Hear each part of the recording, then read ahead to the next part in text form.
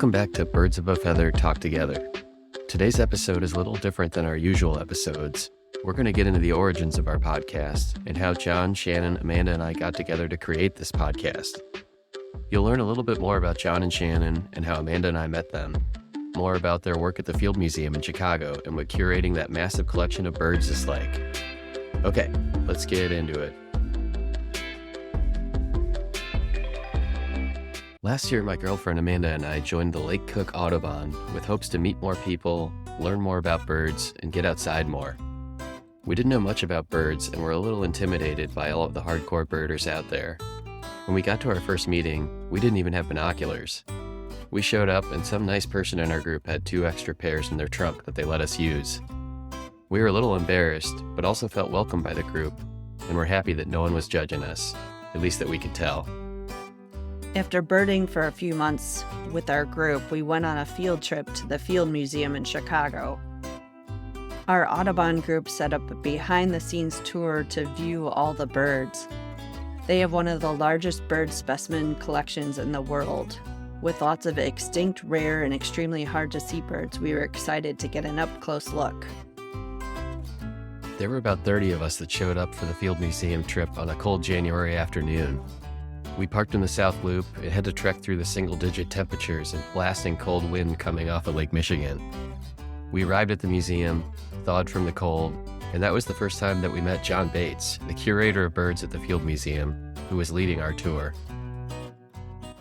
And I grew up in Tucson, Arizona, and I'm a university brat. My dad was a University of Arizona chemistry professor and a hardcore bird watcher his entire life. And so at some point during graduate school, I realized somebody might pay me to study birds the rest of my life. And so it's been a great trip. John showed us ivory-billed woodpeckers among a huge collection of birds that we were able to look at up close. John talked about the biology of all of these different birds and showed us similarities of birds from all over the world. There was a long Q&A which was fascinating to listen to, and we got to do a deep look into all the different birds that they had in their collection. I mean, anytime anybody comes into the museum, I'd say you're in one of the greatest bird collections in the entire world. We have upwards of 600,000 specimens. We probably have representation of about 93% of the world's species. And so it's really just a spectacular collection. And because it's in Chicago, it's easily accessible to lots of different people from all over the world. And that's one of the goals of our positions, is to try to make those collections accessible to people. After the tour, Amanda and I went to lunch at Stephanie Izard's Duck Duck Goat, ironically. We were eating duck and couldn't stop talking about our tour and how many more questions we had for John. We wanted to compile an email to send questions to him because we had so many more. We talked about how well John handled all the questions and captivated the audience and had the thought he should have a podcast. My background is in film production as a producer. Amanda works in journalism. Neither of us had ever been involved in podcasting before, but thought that maybe with our backgrounds, it would be something that we could produce together. We decided to email John with the idea, because why not? What was the worst that could happen? A few weeks later, John emailed us back and explained that his wife Shannon is also a curator of birds at the Field Museum, and that she'd be interested in meeting with us as well. We were beyond excited.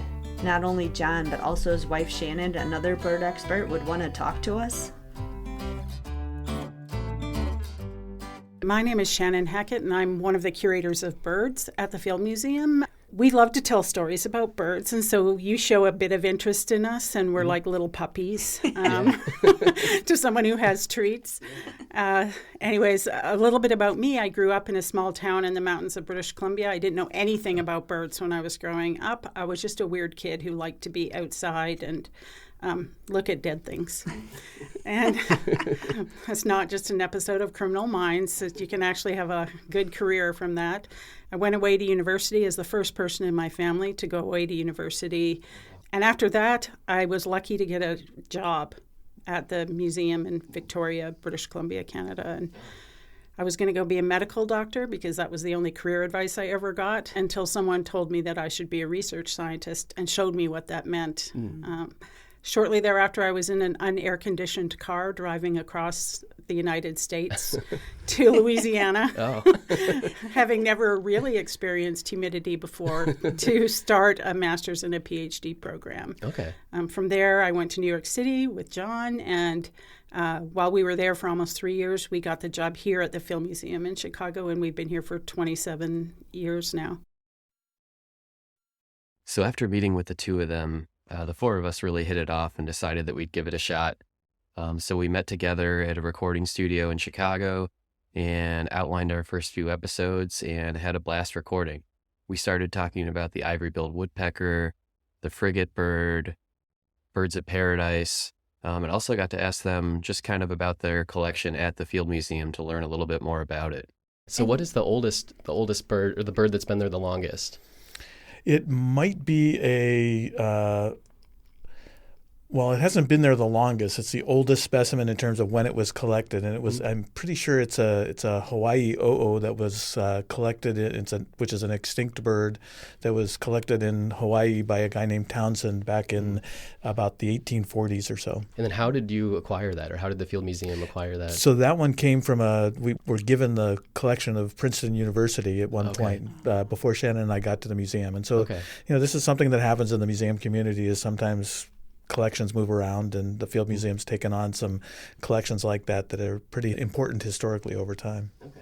Wow. But a lot of things came into the museum through trades. So historically, people collected and then sold the specimens that they collected for money. And if you go back to Wallace and Darwin's times, that is in large part how specimens got into museums, because there wasn't a whole lot of travel and it wasn't so accessible. The world was not so accessible back then. So this is how they made money, was to sell specimens. And then, at the beginning of having these organized collections, people wanted one of everything. So you would get, if you had 5 of something, you might trade it to another institution, one of yours for one of theirs that they have 5 of that you don't have any of. And so there were historically a lot of exchanges between institutions, and we don't do that in the same way anymore. And then in addition to learning all about the specimen at the Field Museum, we also learned that John was actually involved, and his team at the Field Museum, in discovering a new species, the Willard's sooty boo-boo, one of our favorite episodes that we've done so far. So we actually learned about what it was like being out in the field, John being in Africa, and tracking down this bird and locating it. So I always like to say that the greatest thing about our job is some of the exploratory stuff we get to do. And one of the greatest things that can happen while you're doing that is to find new species. And this one is especially close to my heart because it's a amazing part of the world. This was and it's also one of the, finding a new species always has a story related to it. In other words, in this case, it's a great story about collections because the Field Museum, the Bird Division, has done field work in what's called the Albertine Rift of Africa, which is these montane areas that include the Ruwenzori Mountains, the Mountains of the Moon. But then there's this whole ridge of mountains that goes down on both sides of the rift into the countries of Rwanda, Burundi, Uganda, and the Eastern Democratic Republic of Congo. And they're very poorly known, but they have spectacular flora and fauna that's found nowhere else in the world. So it's a neat place to work. And back in the 90s, Tom Noske, Ben Marks, and some colleagues, including Charles Kahindo, a Congolese colleague, were working in a place called Bwindi National Park right on the edge. So yeah, you'll have to check out our full episode on the Willard's sooty boo-boo to hear the whole story, but it really is a great, fascinating one and one of our favorite episodes. And John gets into who it was named after, Dave Willard, who worked at the Field Museum with John, and he actually kind of used to lead these tours that Amanda and I went on and met John. So we talked a little bit just about his impact on those tours as well.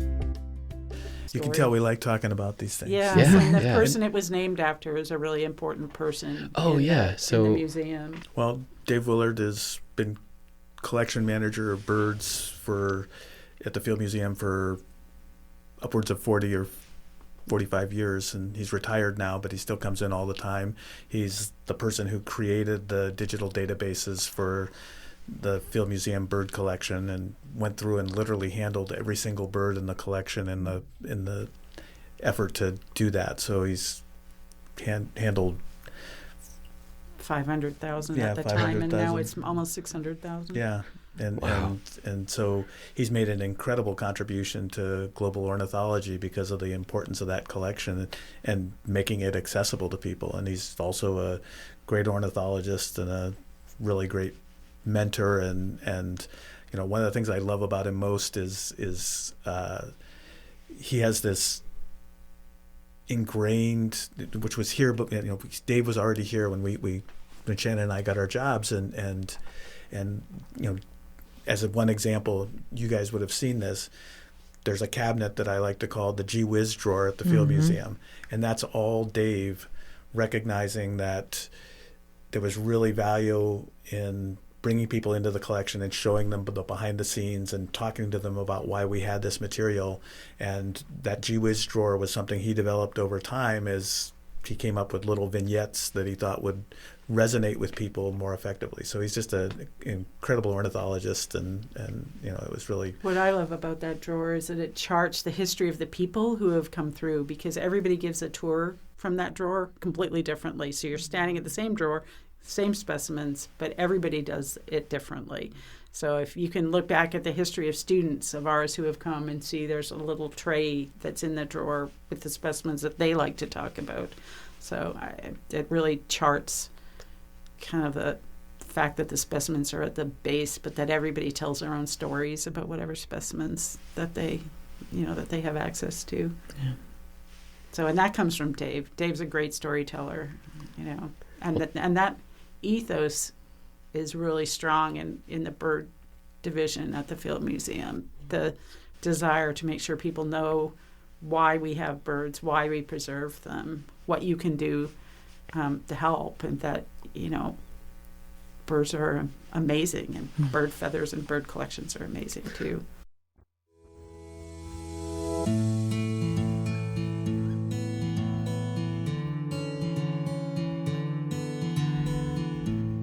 Shannon, we're so grateful to you and John for doing this with us. It's such a honor for us and so exciting to talk to you too. And also just, we've had so much fun meeting bird people, and this has really motivated us to get out and, you know, participate more in experiences with other birders, and that's been amazing. I feel like that's really enriched our lives, and yeah, so. We've done 26 episodes so far, covering birds from all over the world and birds that are more local as well. We're trying to raise interest in birds of all kinds and to entice both new and expert-level birders alike to see birds in a different way. We'll be releasing new episodes every week, but feel free to check out our back catalog to hear episodes on the purple martin, sandhill cranes, American woodcocks, frigate birds, ring-billed gulls, killdeer, northern cardinals, and many more. We have an amazing 2-part episode on Hawaiian honey creepers with Jacob Drucker, who lived in Hawaii and taught us all about the different species and the struggles that they're having with survival. Thanks everyone for listening this week. We have a lot of fun and are extremely passionate, so please join us on this journey talking about birds together on Birds of a Feather Talk Together. Okay, now drop that beat.